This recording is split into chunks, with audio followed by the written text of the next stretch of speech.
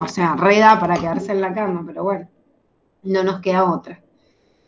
Bueno, vamos a empezar con esta nueva unidad, que es la primera unidad en realidad que vamos a ver de los reinos eucariotas, porque si ustedes se fijan, vimos a los virus que en realidad muchos eran agentes patógenos, no son seres vivos, pero se los estudia dentro de la biodiversidad justamente porque causan patologías en muchas especies y también en nosotros.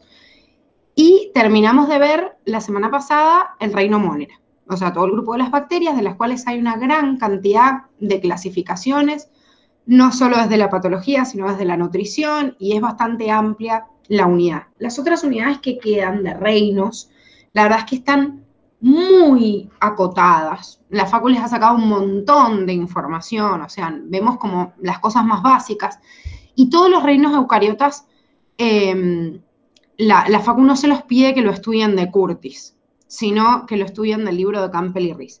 Esto es importante porque hay algunos que tienen el Curtis o incluso se lo bajaron y por ahí van viendo en paralelo, siguen con las imágenes y siguen la lógica de las unidades, que es algo totalmente opcional porque no tienen por qué hacerlo en realidad con los cuadernillos, les alcanza. Pero ojos, los que estén haciendo eso, no les sirve ver estas unidades del libro de Curtis porque no entra el libro de Curtis. Es más, hay algunas cosas que por ahí suenan hasta como contradictorias o es difícil entenderlas porque, bueno, tienen obviamente la nomenclatura de otra bibliografía.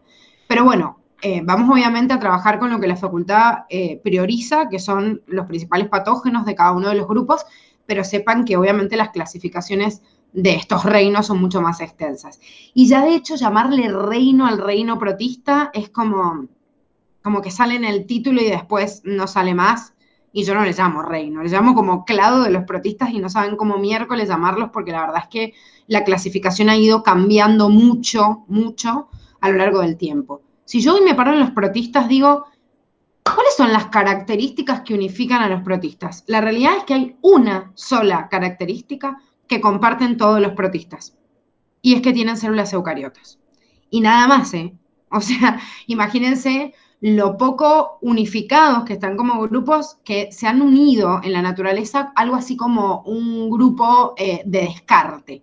O sea, todo lo que se parecía a otra cosa o a otro grupo de eucariotas, pero no encajaba con la clasificación, los metieron acá. Entonces encuentro organismos terrestres, acuáticos, algunos en zonas extremas, algunos parásitos comensales, simbiontes, o sea, en todas las relaciones de la naturaleza, no solo representantes autótrofos y heterótrofos, sino que en este grupo de organismos también aparecen los mixótrofos. Se le llama mixótrofo aquel organismo que simultáneamente puede ser autótrofo y heterótrofo. O sea, por ejemplo, que es fotosintético, pero en determinadas condiciones donde no le da la luz como le tiene que dar para producir su propio alimento, puede consumir algunos nutrientes por heterotrofia, o que son heterótrofos pero tienen pigmentos fotosintéticos y en otras condiciones hacen fotosíntesis, o sea, eso se le llama mixótrofos, son como las dos cosas a la vez dependiendo de las condiciones del medio.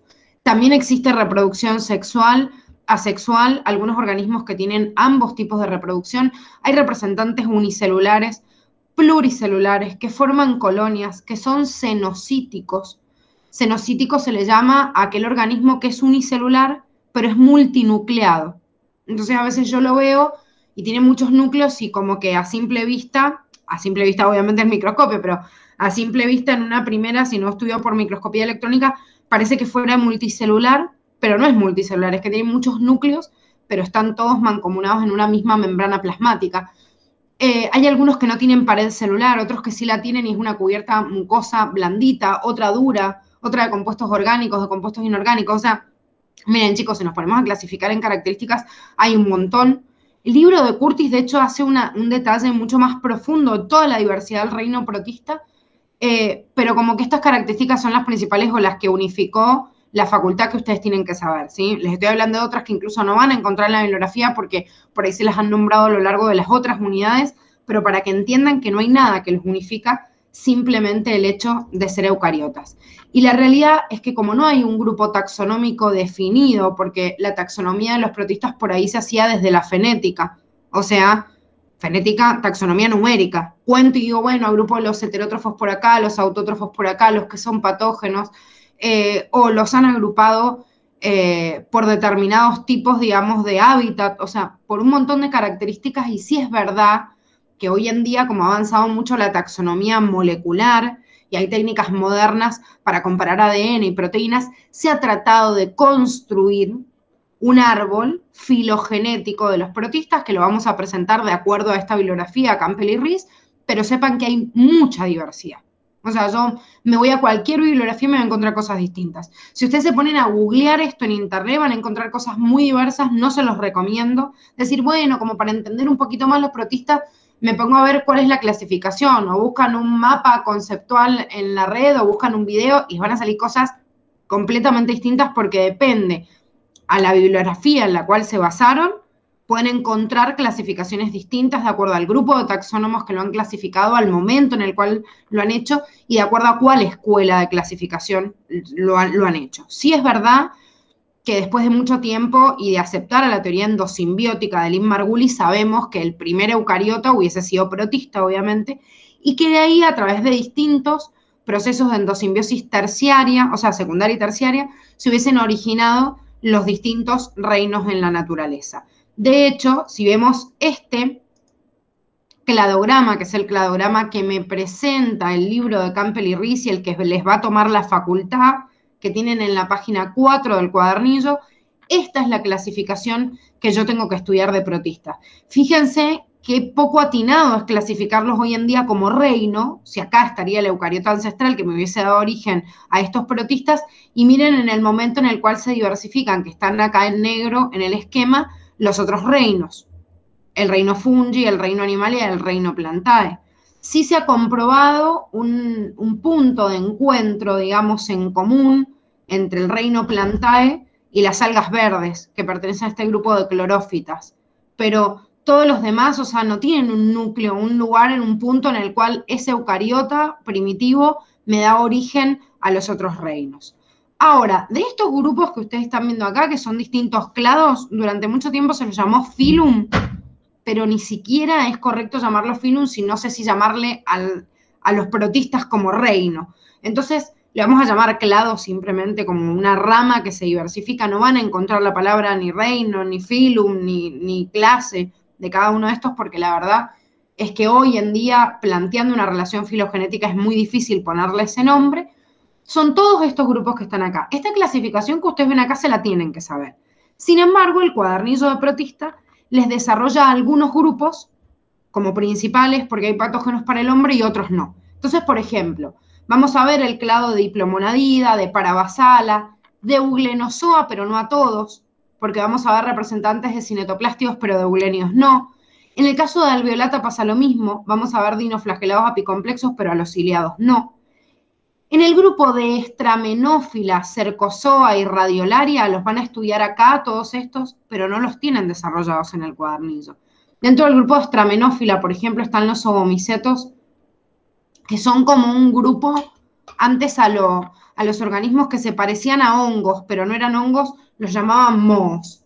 Entonces, estos mohos muchas veces tenían esta terminación final como miceto, que viene del micelio, que es la estructura del hongo, se parecen como algunos grupos de hongos, entonces estaban agrupados dentro de los mohos, como de la familia que, digamos, derivaba después de ahí a los hongos, y se dieron cuenta que después evolutivamente no tenían un caxo que ver, entonces lo dejaron acá, pero en realidad es muy difícil enlazarlos después con los hongos, y forman parte, porque tienen un ancestro común, con todo este grupo que ven acá, diatomeas, algas doradas pardas, que son todas algas, y son fotosintéticos, mientras que este es heterótrofo, ¿sí? Pero ninguno de estos son productores de patologías en el hombre. Entonces, tengo que conocer esta clasificación de Estramenófila, pero ninguno de ellos son patógenos para el hombre, por lo menos. Lo mismo pasa con Cercozoa y Radiolaria, todos estos, sobre todo foraminíferos, para que se den una idea, el 80 al 90% de la arena del mar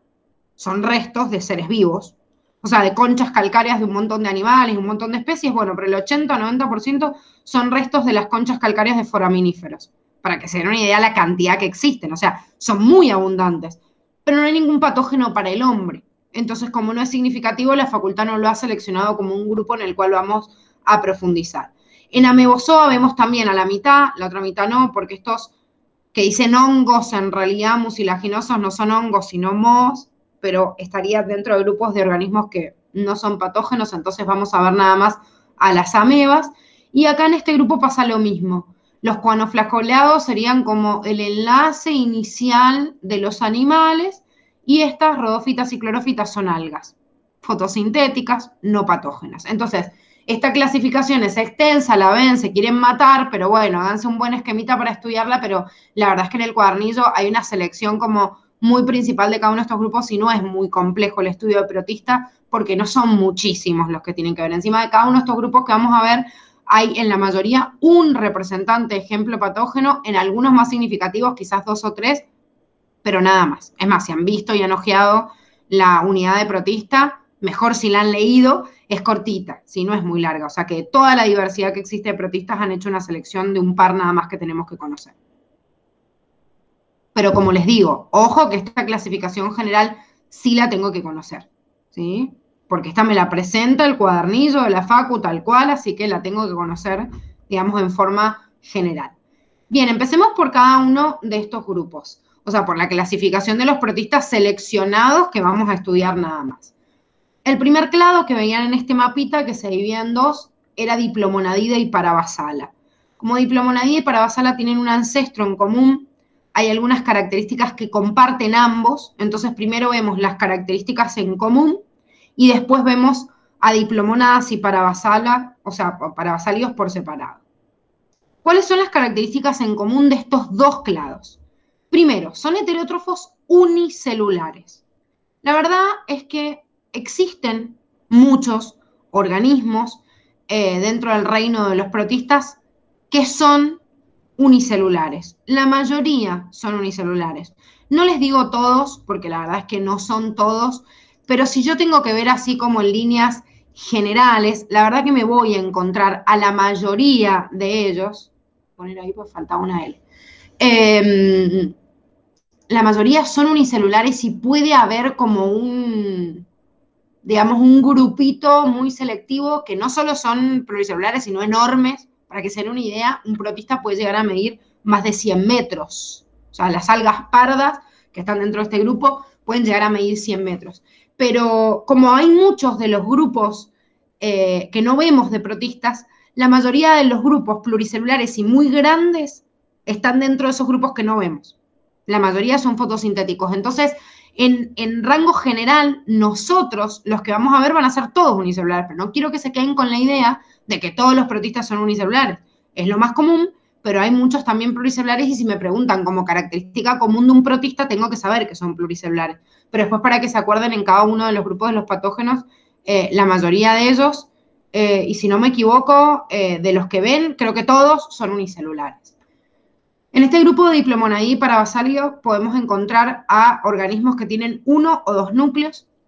A veces en los protistas es común encontrar un doble núcleo, que puede ser igual, o sea, ser 2 núcleos del mismo tamaño, que a veces actúan de forma indistinta uno y otro, pero también es bastante común dentro del grupo de los protistas tener un macronúcleo y un micronúcleo.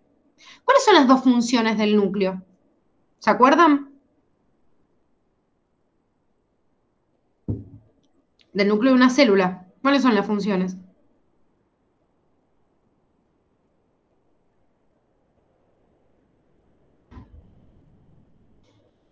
Che, estamos repasando células, sí, básico. ¿Para qué sirve el núcleo en la célula? Para contener el ADN. Bueno, ¿y por qué contiene el ADN? O sea, ¿cuál es el sentido? Digo, ¿cuál sería la función?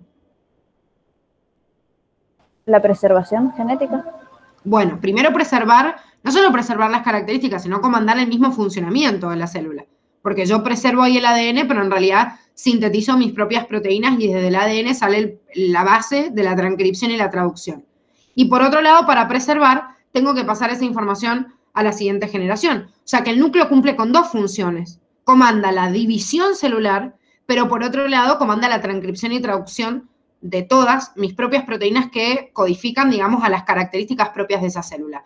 Hay muchos de estos protistas que tienen un micronúcleo y un macronúcleo, en el cual el micronúcleo siempre el material está condensado y es como que se guarda ese ADN para el momento en el cual la célula se va a replicar.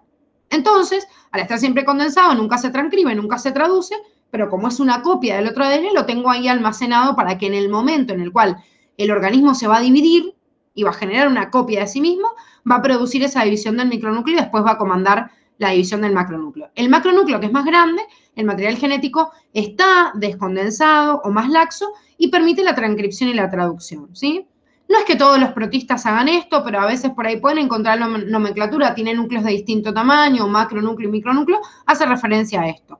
No es que todos los representantes lo sean, el que tiene un núcleo hará lo mismo que hace cualquier eucarioto, o sea, con el único núcleo cumple las dos funciones, pero sí sepan que hay especies que tienen dos núcleos, a veces son iguales, pero a veces esa distinción en macro y micronúcleo es como que se han dividido las funciones básicas de ese núcleo. Generalmente encuentran dos pares de flagelos, ¿sí? O sea, dos flagelos que salen de un punto y dos de otro, por eso son dos pares o cuatro en total, pero a veces puedo encontrar más cantidad de flagelos también.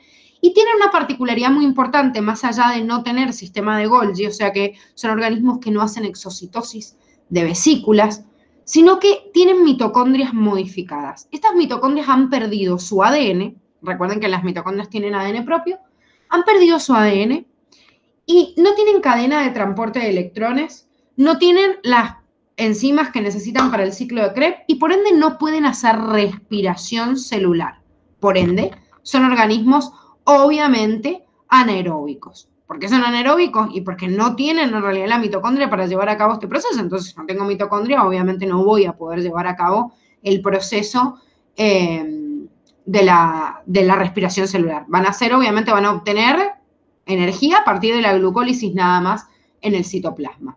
Hay formas de vida libre, muchísimas. La mayoría de los de vida libre viven en agua dulce o viven en ecosistemas acuáticos o muy húmedos, pero la mayoría de ellos acuáticos.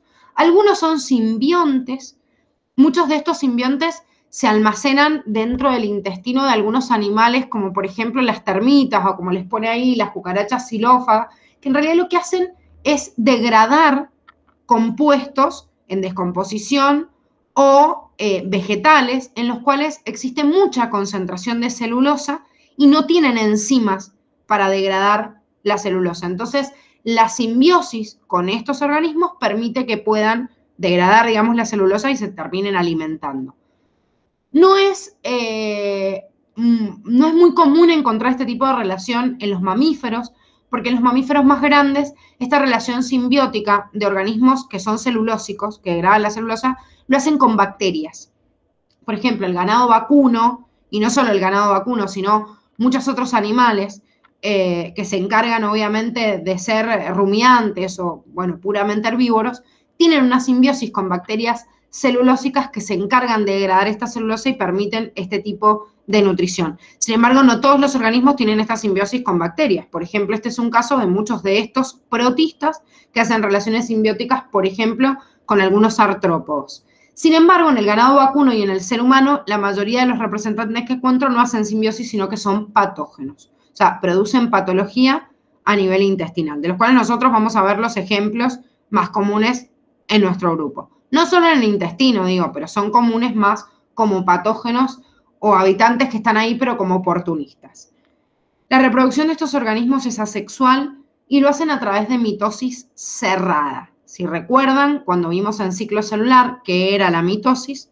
La mitosis era el ciclo, o sea, de división celular en el cual me quedan dos, digamos, células iguales, las dos células hijas igual a la progenitora, pero había una particularidad de etapas en esta mitosis en la cual uno de los condicionantes, digamos, más importantes es el ensamblado del uso mitótico, que me separa cromosoma por cromosoma previa desintegración de la membrana nuclear, porque no puedo enlazar obviamente a los cromosomas si no desintegro la membrana nuclear.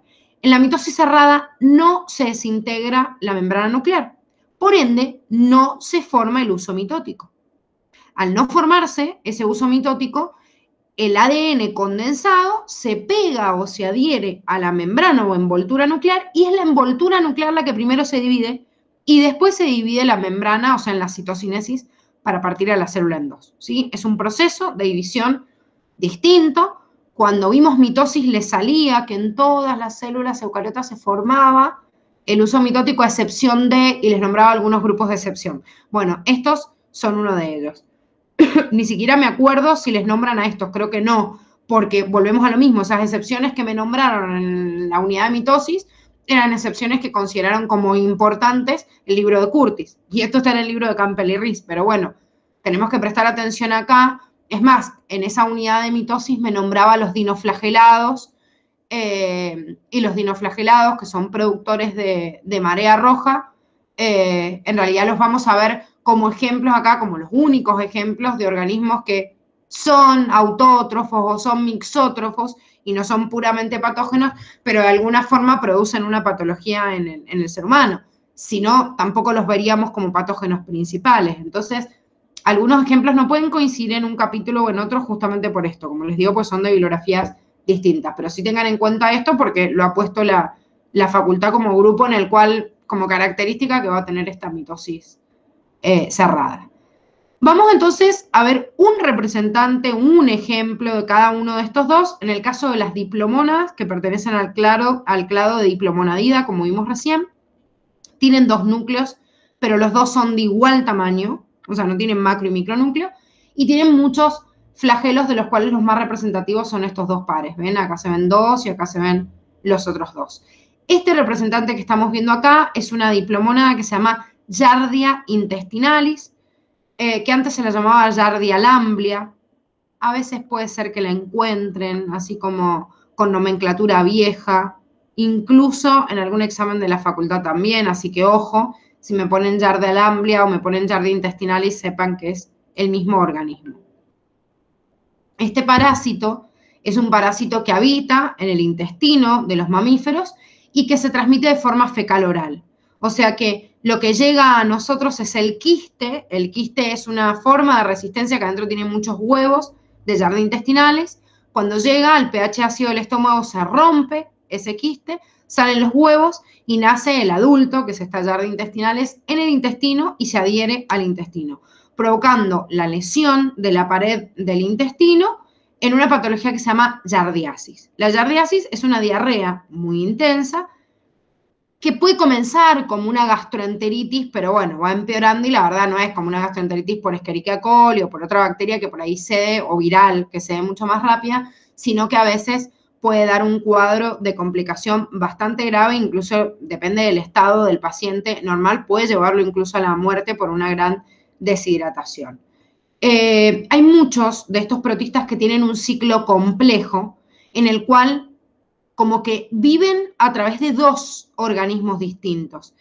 Giardia no tiene digamos, alternancia entre dos huéspedes, sino que siempre va con uno. O sea, su estadio de quiste, esta flecha que ven en rojo, vive en el medio, en donde contamina, por ejemplo, el agua, los alimentos o lo que sea, por lo cual ingresa de forma, digamos, oral, y cumple todo el ciclo en el intestino. O sea, llega el quiste, este quiste se rompe en el interior, salen los huevitos y sale este parásito en forma, digamos, de trofozoito, que se lo llama ahí, que es como lo ven acá, crece el adulto, pone más huevos y estos quistes aparecen en la materia fecal. Entonces, este individuo libera quistes, esto mismo que consumió fecal, o sea, oral, perdón, sale por la materia fecal. Por eso cualquier cosa con contaminación fecal, con quistes de Giardia, puede ser motivo de contaminación. Esto es muy común, chicos. Parece, uno dice, bueno, ¿quién se mete caca a la boca? Pero la verdad es que primero, los niños es lo más común del mundo, que se rasquen el poto y después manden la mano a la boca, así que la contaminación en las manos, o sea, puede transmitir estas patologías. Pero no solo eso, sino que también es muy común en determinados lugares en los cuales la materia fecal va a un pozo séptico, ese pozo séptico muchas veces no está bien sellado, contamina las napas subterráneas, contamina el agua de los pozos y ese agua de pozo se usa para el riego o se usa para tomar, entonces llega al agua que no está debidamente potabilizada, o llega al riego de frutas y verduras que si yo no las higienizo bien también pueden ingresar un montón de patologías debido a esto, ¿sí? Esta es una animación bastante simpática de Giardia intestinalis. ¿Ves que acá tienen la nomenclatura vieja? Que le han puesto Giardia lamblia, por eso les digo que lo pueden encontrar así. Y se ve así, muy simpática la Giardia, parece que tuviera dos ojitos, que son los dos núcleos, ¿ven? Que decíamos que eran iguales, y los ojitos parecen como los dos núcleos de los núcleos, pero se ven así realmente en el microscopio. Esto obviamente es una animación, pero es muy característica. O sea, cuando la vean en el microscopio, cuando estén en microbiología, en la facu, van a ver que es como como muy notorio que es Giardia y no es otro patógeno. Así que obviamente yo descarto, o sea, que existe Giardia haciendo un coprocultivo, un análisis de materia fecal y encontrando a Giardia y dando el antiparasitario para que se termine de liberar del intestino. Dentro del grupo de parabasálidos, en el clado Parabasala, vamos a ver a un representante del gran grupo de tricomonas, como se les llama en general a muchos de estos parabasálidos patógenos, que muchos de ellos en nosotros producen infecciones intestinales y urogenitales. Una de ellas que produce una infección urogenital es Tricomona vaginalis. Tricomona vaginalis es un tricomona habitante normal de la vagina de la mujer, pero, digo habitante normal quiere decir que puede estar y en concentraciones bajas, digamos, forma parte de la flora vaginal, pero es oportunista. ¿Eso qué quiere decir? Que si se cambian un poquito, se modifican las condiciones de acidez en la vagina, esto la beneficia y empieza a competir con otros microorganismos y si gana esa competencia, infecta la cubierta vaginal dándome como resultado una vaginitis, que es una inflamación en la vagina. En esta imagen de microscopía electrónica pueden ver el epitelio de la vagina, que es esto que se ve como en rojo, y este en verde es una tricomona que está adherida a la cubierta vaginal y esta que está llegando para adherirse. Estos ciclos vitales que les he puesto el dibujito, no lo tienen en el cuadernillo, no es que tienen que saber las etapas, se los he puesto para que entiendan cómo ingresa, cómo infecta y si hay un huésped intermediario, pero es a modo representativo para que lo podamos visualizar, así que no le den bolilla, por eso incluso fíjense ahí en algunas donde la imagen que estaba en castellano no me gustaba mucho y algunos están en inglés, porque no me calienta que vean cada uno de los pasos, porque no lo tienen que saber, es para que vean nada más el ciclo general y que hay un solo huésped. La tricomoniasis, que sería la patología que produce tricomona, que así es como se ve en el microscopio, fíjense que tiene un núcleo a diferencia de Giardia que tenía dos, así se le ven los flagelos, produce una patología que puede ser considerada una infección de transmisión sexual porque si bien habita la vagina de la mujer y produce patología en la vagina de la mujer, en el epitelio, digamos, de los órganos genitales masculinos, también se puede encontrar tricomona y el hombre puede contaminar a la mujer. Entonces, hay un ciclo de contaminación, ¿sí?, por intercambio, digamos, de fluidos a través de las relaciones sexuales que puede incrementar la cantidad en la mujer de esta tricomona. Entonces, si hay una gran carga de tricomonas en la zona urogenital del hombre, puede pasar a la mujer y puede dar esta infección a nivel de la mujer. No quiere decir que la mujer, si tiene tricomoniasis, solo se debe a una infección de transmisión sexual porque habita normalmente en la vagina. Entonces, hay condiciones a veces que llevan a la proliferación de determinados organismos en determinadas floras. Pasa en el intestino también. Estoy tomando un antibiótico, mato un montón de bichos, entre eso mato a algunos, qué sé yo, competidores de Escherichia coli y me da diarrea por eso. O sea, hay muchas personas que tienen una gastroenteritis por Escherichia coli, pues están tomando un antibiótico porque tenían una faringitis. Bueno, acá pasa lo mismo. Por ejemplo, el momento del año en donde hace mucho calor, o sea, el verano, donde aumenta obviamente la liberación de fluidos, aumenta la temperatura vaginal, el aseo en exceso con el bidet hace que se limpie parte de la flora normal de la vagina, entonces le da lugar a muchos oportunistas, por eso no es lo más recomendable. El tipo de ropa que uno usa, o sea, de ropa íntima, las bombachas que no tienen mucho algodón hacen que sea un caldo de cultivos y sea una zona sumamente húmeda y lleva a la proliferación de un montón de microorganismos. La misma alimentación, un cuadro de estrés que puede modificar el pH vaginal, puede hacer que prolifere este parásito, como también otros. No es el más común, como Cándida. Se piensa, chicos, que no existe una mujer que transite a lo largo de toda su vida y por lo menos alguna vez no le haya dado candidiasis, porque es la infección vaginal más común.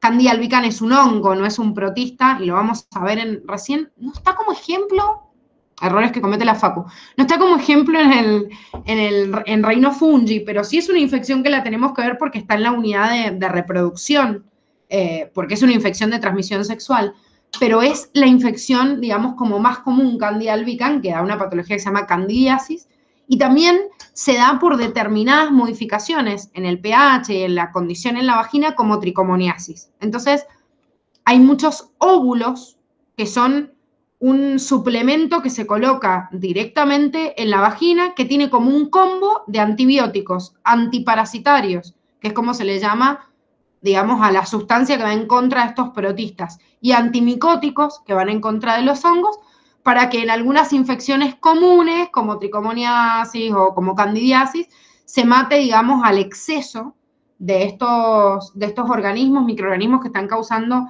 estas patologías, y son como infecciones muy comunes. Como les digo, no es como agarrarte una sífilis o Neisseria gonorrea de que contagiaba Neisseria, no. Estos no forman parte de la flora ni de la mujer ni del hombre, y cuando están siempre producen infección y hay que erradicarlas con un antibiótico específico. Pero hay otras como esta que son oportunistas, que están normalmente, pero cuando se modifican las condiciones aprovechan, proliferan más y generan una infección, ¿sí? Entonces, más que nada hay que tratarlas y chau. Estos son los únicos dos representantes que vamos a ver de estos dos clados, que son Diplomonadida y Parabasalia, y vamos a pasar ahora al segundo grupo, en ese esquema general que habíamos visto, en donde vamos a ver Euglenoszoa. Euglenoszoa toma su nombre característico de un grupo, de uno de los clados, que son los euglénidos, y de hecho los euglénidos toman su nombre a partir de un representante de vía libre muy importante y muy estudiado, más o menos igual que Paramecium, que vieron que venimos nombrando Paramecium en la unidad de célula, en la unidad de permeabilidad cuando vimos vacuola contráctil, en la unidad de ecología cuando vimos el grupo de Paramecium. Bueno, los Paramecium, que también son tipos de protistas, son muy estudiados porque son muy fáciles de hallar, y es lo mismo que pasa con Euglena. Pero como Euglena es de vida libre, forma parte de este grupo de euglénidos y es el que le da el nombre, no es un grupo que la facu les pida que estudien. Entonces, es importante saber cómo llega acá, pero no vamos a ver las características puntuales de euglénidos, pero sí de cinetoplastios, ¿sí? Entonces, cinetoplastios, tengo que saber que es el clado que pertenece a Euglenoszoa, pero es a ellos a quien nos vamos a dedicar a profundizar a este grupo cuando veamos las características como generales. Estas son las características como de todo Euglenoszoa, que es la característica general también de un cinetoplástico. Primero, en cuanto a su tipo de nutrición, son muy diversos. Hay algunos que son heterótrofos, unicelulares. Otra vez copié el mismo, así que le falta... Me voy encontrando los errores cuando les voy presentando las diapositivas, los errores de tipeo. Hay un grupito de estos organismos que son heterótrofos unicelulares y que muchos de ellos son patógenos, como por ejemplo los que vamos a ver nosotros como ejemplos, pero hay algunos que son predadores, y esos predadores se alimentan en la naturaleza y siguen siendo de vida libre, o sea que pueden ser de los dos tipos, pero digo, son heterótrofos.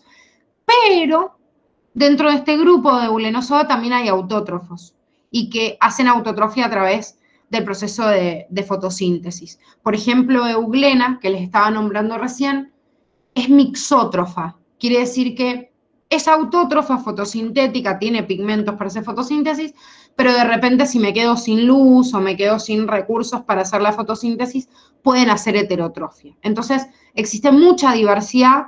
Los que nosotros vamos a ver en cinetoplastios obviamente van a ser parásitos y por ende son heterótrofos, pero sepan que en Euglenoszoa hay de todos los grupos, digamos, de representantes más importantes en cuanto a la nutrición, aunque en la organización celular, digamos, sean todos unicelulares.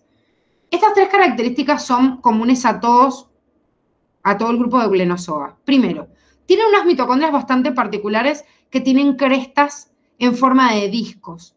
Ustedes recuerden que una mitocondria común tiene como la membrana interna replegada formando las crestas mitocondriales, pero si ustedes ven cada cresta tiene como una forma lobulada. Por eso la membrana interna de la mitocondria era hacía como todo unos zigzag en el lugar en donde formaba crestas. Pero no hace crestas tan concentradas como vieron un cloroplasto que tenía la membrana interna, y hace crestas tan concentradas internas que formaba como estos disquitos, que eran la grana en donde estaban los tilacoides. Bueno, estos organismos como tienen una mitocondria que si yo la veo parece como un cloroplasto, pero no, en realidad es una mitocondria. O sea, tiene enzimas para hacer el transporte de electrones y adentro del ciclo de Krebs, o sea, es una mitocondria, pero Si yo le veo la estructura de las membranas, parece como que hubiera tenido un proceso de evolución medio raro y parece más un cloroplasto interno que una mitocondria. Además de esto, la membrana plasmática de estos organismos está rodeada por una película proteica específica de todo este grupo. O sea, digamos que si yo busco el origen monofilético de todo este grupo, tiene estas características, además de las mitocondrias con cresta discondral. Serían como las sinapomorfias, digamos, de este grupo. Y además de esto, en los flagelos, en las flageladas adentro, existe un bastón que es helicoidal. O sea, que tiene una forma de zigzag. Vieron que los flagelos adentro tienen la estructura 9+2, que ya conocemos. O sea, la estructura 9+2 de los microtúbulos. O sea, que son bastones rígidos.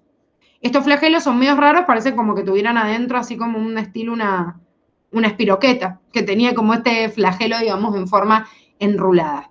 Estas tres características son comunes a todo Glenozoa, podría clasificárselas, digamos, como las sinapomorfias de este grupo, pero vamos a ver algunos representantes específicos, como les dije, dentro de ese Euglenoszoa del clado de los cinetoplástidos.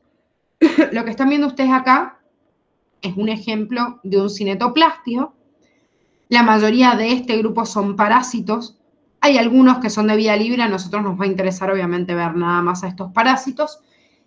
No solo tienen una mitocondria con crestas discoidales, sino que tienen una sola mitocondria, es tubular y abarca prácticamente todo el interior de la célula. Esto que están viendo acá en rojito, así, es esta gran mitocondria, que fíjense que atraviesa todo el citoplasma y es una única mitocondria. Esta única mitocondria tubular se le llama cinetoplasto. Por eso el grupo se llama cinetoplástidos, ¿sí? No solo tienen como característica que vimos de todo el grupo, que es la mitocondria con una cresta discoide, sino que tienen una sola mitocondria, que es este cinetoplasto, ¿sí? Esta es como la propiedad emergente más importante del grupo de los cinetoplástidos. Acá entonces, tenemos uno... Perdón, entonces su mitocondria se llama cinetoplasto. Exacto. Por eso es lo que le da el nombre al grupo. O sea, dentro de Euglenoszoa, todas tienen mitocondrias con crestas discoidales. Todos. Pero no los euglenios tienen cinetoplástidos. Solo los cinetoplastos tienen esta mitocondria con los discos, como vimos, pero es una sola, grande y en forma tubular. Y todos tienen este cinetoplasto. Tienen uno o dos flagelos. Cuando tienen un flagelo, lo voy a encontrar como está acá, y con el anillo helicoidal ese que estábamos hablando, pero los que tienen dos, fíjense que hay un flagelo que están haciendo de acá, pero hay otro que nace de acá, de la región anterior, ven que dice cuerpo basal del flagelo que se está insertando, y es todo largo así, va todo por arriba, forma esto que se llama membrana ondulante, porque recuerden que los flagelos en las eucariotas están envueltos en membrana, entonces como que se repliega todo el flagelo por dentro y sale en la cara posterior. O sea que yo veo los dos flagelos como colita, pero en realidad hay uno que nació en la cabeza, no en la cola. Y hace todo esto formando esta membrana ondulante. Que esta membrana ondulante se ve muy bien. Ahora vamos a ver un representante dentro de este grupo que se le ve muy bien esta membrana ondulante o ondulatoria, como dice acá, que es cuando tienen dos flagelos, ¿sí? Si tiene uno, no, lo tiene en la cara posterior. Pero si tienen dos flagelos, hay uno de ellos, que es el anterior, que forma la membrana ondulatoria o membrana ondulante. La reproducción de estos organismos en la mayoría es reproducción asexual, como hacen las bacterias así por fisión binaria o por... Se le llama también fisión binaria o bipartición, pero obviamente es un proceso mitótico. Y en algunos hay reproducción sexual a través de singamia. Singamia significa que se unen dos gametas iguales, ¿sí? Más o menos en tamaño, o sea, como que el ovocito y el espermatozoide más o menos tienen el mismo tamaño, como son organismos unicelulares, por eso singamia, porque es como que se une la gameta masculina y femenina. No se preocupen porque igual este proceso de reproducción sexual no lo tenemos que ver, de hecho los ejemplos que vemos son todos asexuales, pero sí sépanlo como característica del grupo. ¿A quién vamos a ver dentro de los cinetoplástidos? Bueno, primero que nada, Leishmania. Leishmania tiene un solo flagelo, como están viendo acá, por eso no tiene membrana ondulatoria. Este, digamos, sería el parásito visto al microscopio, obviamente con una tinción de violeta de genciana, pues si no, no lo vería violeta, pero tienen esta forma como de hoja, ¿sí? Como alargadita, y un flagelo en el extremo. Son organismos obviamente unicelulares, como dijimos, así que lógicamente son microscópicos. Para producir una patología en nosotros, tienen que ingresar a la sangre. La patología que produce en el hombre se llama leishmaniasis o leishmaniosis, ¿sí? Cualquiera de los dos, con A o con O. A veces lo ponen de una forma, a veces en otra, así que sepan que no es un error de tipeo, sino que se puede decir de las dos formas. Ahora, ¿cómo llega un organismo unicelular a nuestra sangre? O sea, no es tan fácil que llegue a nuestra sangre, o sea, no es que yo me voy a pinchar y de repente va a entrar un montón de leishmania, o voy a comer algo y de qué manera ingresa a la sangre si en realidad iría por la parte digestiva y el estómago lo degradaría. Entonces, en estos organismos que producen una patología y que tienen que ingresar por vía sanguínea, es muy difícil que lo hagan solitos. Entonces, estos agentes patógenos tienen un ciclo de vida de 2 organismos. ¿Qué quiere decir esto? Que hay un vector, que sería un huésped intermediario, y después un huésped definitivo, que somos nosotros.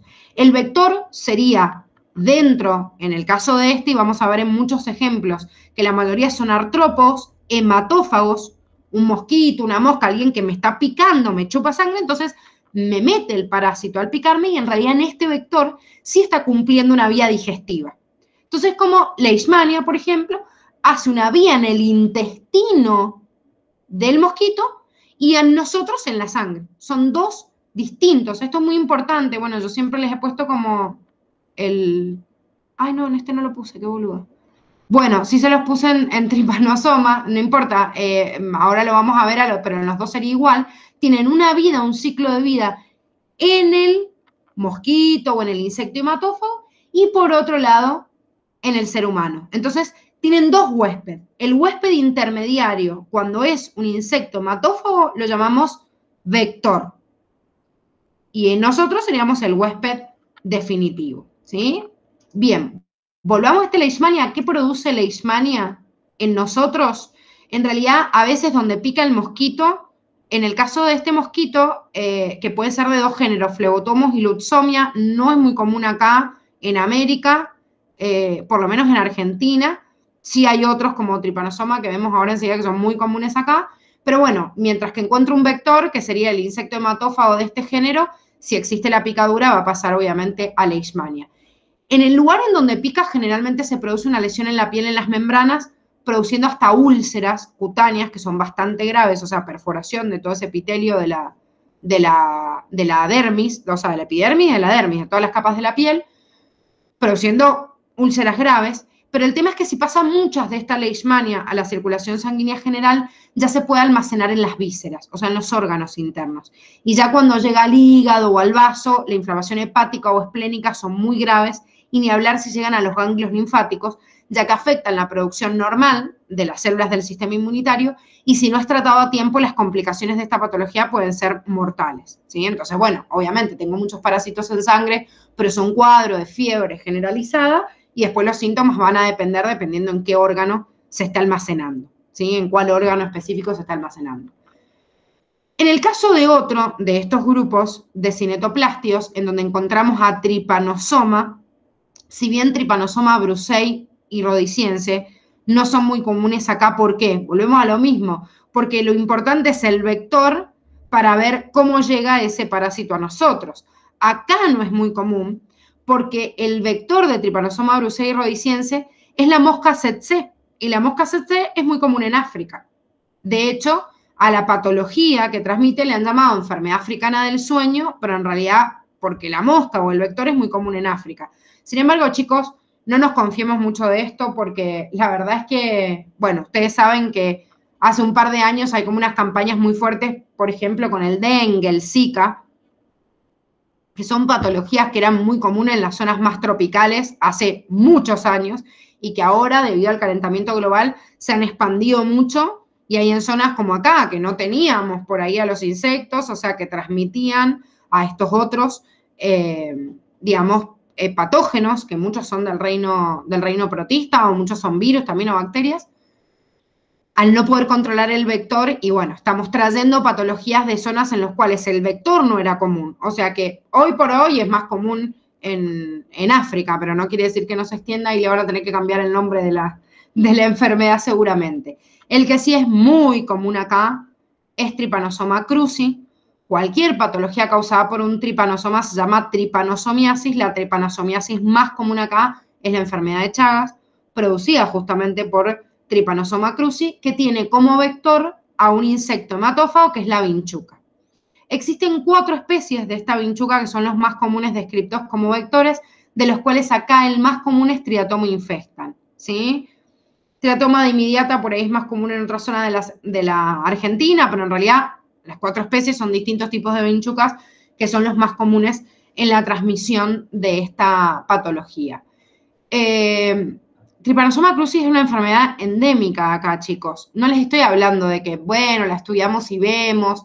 No, les estoy hablando de que por ahí van a ir a un centro de salud como estudiantes, incluso de medicina, y a un centro en pleno, no sé, en Villanueva o en Godoy Cruz. O sea, ni siquiera se tienen que ir a una zona muy de campo, y quizás el 50% de las personas que tienen cardiopatías, digo, una persona ya grande, o sea, digo, ancianos que van a la área de cardiopatías para controlarse, digamos, hipertensión o cardiomegalias, el 50% son Chagas positivos. O en lugares ahí donde el 80% de las personas que van son Chagas positivos. O sea, yo tengo que conocer la enfermedad de Chagas no solo porque la persona que se contagia ahora, sino porque hay muchos pacientes que ya tienen Chagas, y una de las complicaciones crónicas de esta patología es generar cardiopatías, ¿sí? No solo cardiopatías, sino que hay algunos también problemas hepáticos porque produce hepatomegalia, o sea, agrandamiento del hígado. Digo, son las 2 consecuencias más comunes a largo plazo cuando yo paso una fase crónica. La fase crónica de la enfermedad entra más o menos a los 10, 15 años, por eso es como digamos, fácil encontrar personas que están por ahora en la tercera edad, que ya son Chagas positivas, y vemos las consecuencias de esta patología. Noemi, no es difícil reconocer una vinchuca, de hecho es bastante sencillo reconocerla. ¿No han visto nunca una vinchuca? Esperen, porque me parece esto como que es importante, igual no vamos a avanzar mucho más de esto. ¿Alguno ha visto una vinchuca? No. ¿No? No. Bueno, ¿saben por qué es muy importante que reconozcan a la vinchuca? Porque en realidad son comunes las vinchucas, más de lo que creemos. Antes se pensaban que eran como de ranchito, pero no son de rancho las vinchucas. Hoy en día están hasta en pleno centro, en los nidos de paloma, donde se acumulan estos bichos que son tan apestosos, empiezan a haber nidos de vinchucas también. Es muy característica la vinchuca, porque cuando yo la veo es como que a simple vista parece como si pasa rápido, digo, es una cucaracha por este cuerpo, pero es muy notoria la parte de la cabeza. Ahí están viendo la imagen, ¿no? Sí. ¿Sí? Bien. Es muy notoria la cabeza, y esto es lo más notorio de todos. ¿Ven este halo que se ven como estas manchitas negras? Y no es blanco, es como un amarillito, y se ven como, hay distintas variedades de vinchucas, pero estas son las más comunes y las más endémicas. ¿Ven? Estas que se ven más rojizas no son tan comunes acá, pero esta es como muy característica de Mendoza, ¿sí? Y se nota mucho, chicos, o sea, si la tienen por ahí a 1 metro, la identifican. Hay insectos que son parecidos a las vinchucas y no son vinchucas, pero no importa, ante la mínima duda, cuando yo me encuentro un bicho de esto, lo mejor es capturarlo vivo y llevarlo a analizar. Hay muchos programas de Chagas en algunos departamentos específicos acá en Mendoza. Sé que Guaymallén y Godoy Cruz lo tiene, pero si no hay un departamento específico que se encarga de tripanosomiasis y de Chaga en el departamento donde están, el centro más importante, el hospital en donde se estudian las infectologías más importantes, el Hospital de Encina, se lleva en un frasquito al Hospital de Encina a analizar. No es que todas las vinchucas van a tener, Trypanosoma cruzi en el interior. O sea, que no es que si yo encuentro una vinchuca sí o sí hay Chagas. No, por eso es importante llevarla a analizar, porque hay muchos lugares donde hay muchas vinchucas, pero quizás no están infectadas. Entonces, al no estar infectadas, no me van a transmitir la patología. Pero hay en determinadas zonas, en la Valle, por ejemplo, o en algunas regiones del norte, y ni hablar del norte del país, no solo del norte de la provincia, donde está plagado de vinchucas que sí están contaminadas, y bueno, hay que hacer una desinfección importante.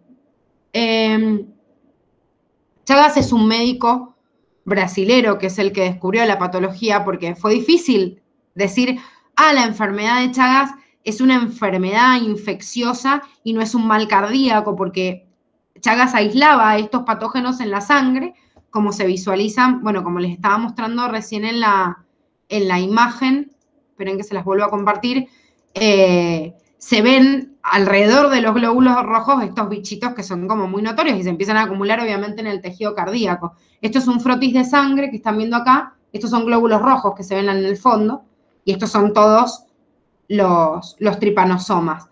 Entonces, fue muy difícil que describieran a la tripanosomiasis como una patología infecciosa. Entonces pensaban en realidad que no era infecciosa y la cardiopatía se empezaba a desarrollar después de mucho la picadura, entonces era difícil asociarlo. Pero más allá de eso, Massa, por ejemplo, un médico acá en la Argentina, que hay una película que trata sobre todo el estudio de la enfermedad de Chagas en Argentina, que se llama Casas de Fuego. Si puedan, véanla porque está muy buena para entender por ahí el trasfondo acá.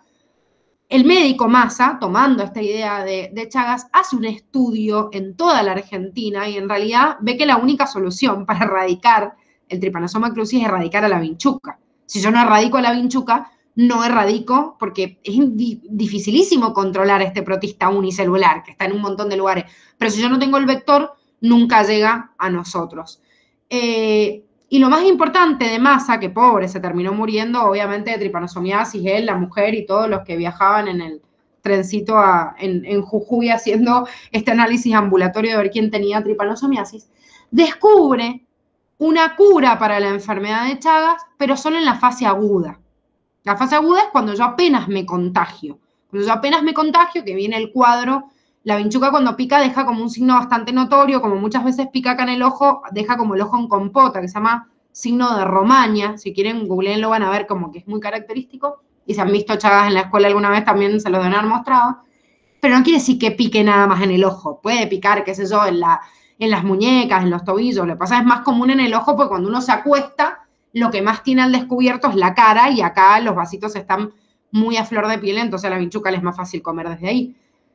Pero esas picaduras, si se llevan a analizar en el momento, o si yo encuentro la vinchuca, porque la vinchuca generalmente pica, se llena en sangre, se empanza tanto que se queda medio quieta en el lugar, pues no se puede mover, bueno, está llena, tiene la panza llena de sangre. Entonces, si yo llevo a analizar la vinchuca o llevo el signo, puedo tratar esa enfermedad de Chagas en la fase aguda. Una vez que se me va el signo, qué sé yo, chau, tripanosoma se fue por sangre, se va almacenando en el corazón y se va a demorar unos 10 a 15 años a que aparezcan los síntomas. De ahí cagaron, o sea, no hay tratamiento para la enfermedad de Chagas cuando está en la fase crónica. Entonces, por eso es tan importante llevar a analizar las vinchucas o ver el momento en el cual yo tengo esos signos de Romaña o de cualquier picadura como para poder tratarla a tiempo, porque ya después no se puede. ¿Se entiende?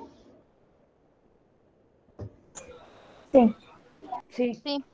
¿Alguna duda, chicos, hasta lo que hemos visto acá? Yo también les he puesto ahí una imagen del ciclo para que vean esto, para que vayamos dividiendo, digamos, el ciclo dentro del bicho, del vector y dentro de nosotros, que lo vamos a ir viendo en cada uno, pero no es para que se sepan cada uno de estos, pero sí para que sepan quiénes tienen dos huéspedes y no uno solito, que eso es importante. Por ejemplo, Yardia, que hemos visto, tiene un solo huésped, en cambio este tiene un huésped intermediario y después un huésped definitivo. ¿Ninguna duda? No, profe. ¿No? Bueno, muchachos, entonces desde mañana arrancamos desde acá